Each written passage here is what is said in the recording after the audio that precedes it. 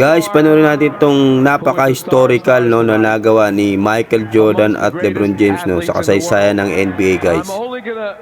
Si Jordan guys, kung makikita nyo itong video na to guys, siya lang naman ang isang player no, na nakagawa ng napakaraming award sa isang season. No.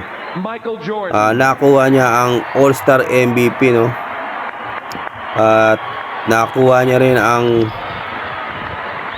regular MVP guys no, ayan no. So maliban dyan sa All-Star at regular MVP, is nakuha niya rin yung Finals MVP guys no. Yung Finals MVP guys no, nakuha niya. Pagkatapos nun is nag-champion pa sila guys no. So yung mga nakuha niyang award guys is nagawa niya ng 4 na beses sa kanyang kabuuang karir guys no. So siya ang kaisa-isang player na gumawa yan guys no, na humakot ng katakot-takot na award maliban sa pagiging champion niya no. So maliban yan guys no, siya nung 1998 na yan guys is naglaro si Michael Jordan ng 82 games sa buong season no.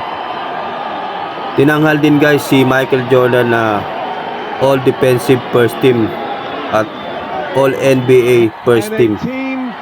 So kung nakuha niya yan guys, at nag-champion pa sila dyan noong 1998 no, sa ika-aning na champion nila, na undefeated sila no sa championship no.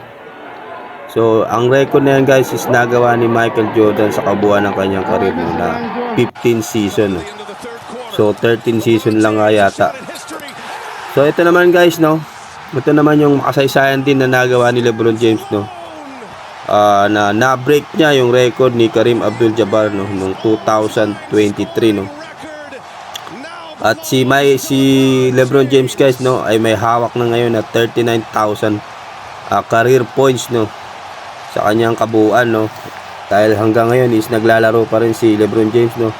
At pwede pa tong tumaas ng tumaas guys no, hanggat naglalaro pa si LBJ, hindi pa nagre-retire no. Itong nagawa ni LeBron James guys is makasaysayan din to sa tumatak sa NBA na isang dekada ng ilang 20 years nang hindi nabubura no. So nagawa yan ni LeBron James guys no.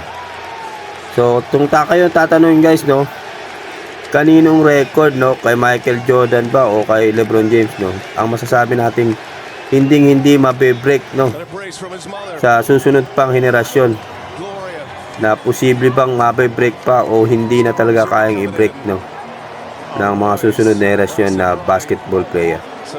So yun lang guys, thank you.